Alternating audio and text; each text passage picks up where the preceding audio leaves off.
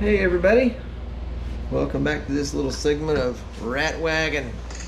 I guess last time I had this camera on is before I put the grill on. If you look at the side of the grill along here, you can see that bead, a little decorative bead. Basically what this was, it was a shroud for a, yeah, maybe it's this side. It was a shroud for a fan. So pretty much I just cut it down and then took another section, put a 5-inch section in here and then welded it together, and then put the grill on. So you can kind of get a look at the grill there. I put the grill is basically, it was a piece of like this that came off a computer table from, you know, like a large corporation or business, whatever. So I had some of that, and I just put two pieces of that together and trimmed it so it fit up behind the fan shroud edge, and just tacked it in 4 places. I didn't weld it really solid because I thought, what if I decide I don't like it? I don't have to work so hard to get it loose. So, and then we look at, of course, you can see where I did box the front of the frame and the middle support there, and you know, you can see the keyholes in it where you know, that's an old bed frame. The keyholes where you put the two pieces together for it to hold up. So I just went along here and tacked it, and I like this look. So I think what I'm going to do on the frame is just throw some clear on it. I'm not even going to take off the rest of the paint, but I'm just going to, I will rough up, you know, sand down the spots where I had some welding splatter. I think one of the guys called it sugar. So let me take the bed off, or the body off.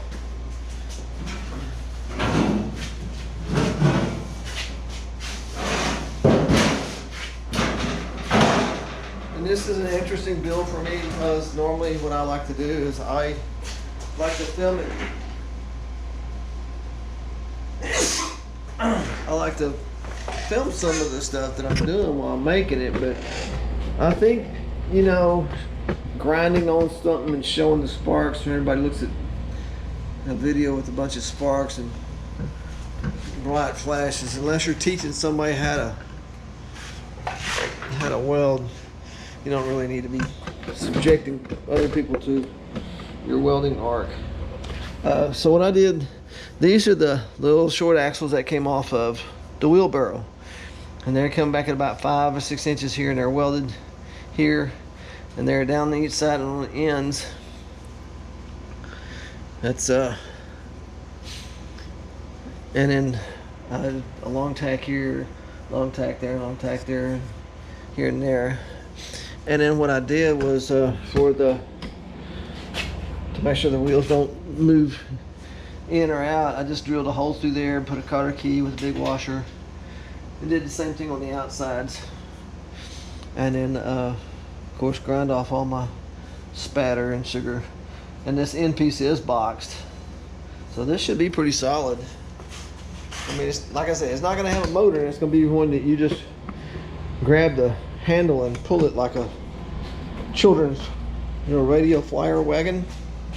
So there's no sense in strengthening it up. Now, if somebody wants to take this later on, put a motor on it, I suggest that you go ahead and box the frame. You can see there, just boxed here, here, and here. None of the long pieces, it's not.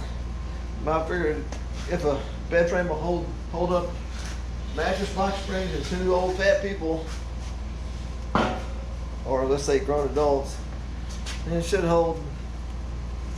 be just fun for a child's, you know, pull your child around in and swap meet. Not like there's going to be any speed involved.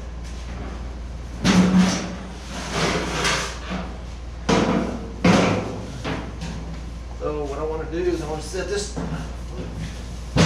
putting on some weight there, isn't it? I want to set it far enough back where you can still see this piece with the keyholes in it for personality. And then if you look at the bed here, which is the rest of the fan. So you can even see that's where the motor mounted right here. And then here's the fan grills that were on it.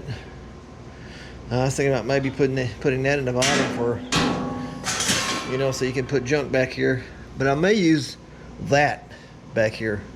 It's gonna be heavy anyway at this point. Plus a few more pounds. And I have enough space here where if I want to get a larger tire, which wheelbarrow tires I thought were all pretty much the same size. But they're not, and they're different. This one here being a little bit bigger, but the axle from this one to that one is slightly different, so this won't fit on that one. If I wanted to put this bigger tires on here, then I'd have to take some emery cloth and go to town and round and around on that until this would fit on it. But you look, it's got all this sticking out and all that sticking out, and I would recommend sawing this off here. You know, tap your bearing out. There's a bearing there. Tap that bearing out when you saw this off, then tap that bearing back in there so that's not sticking out both sides, because it looks kind of junky that way, I think. I guess there's a difference between rat rod and junky, but that gives you an idea of what's going on. And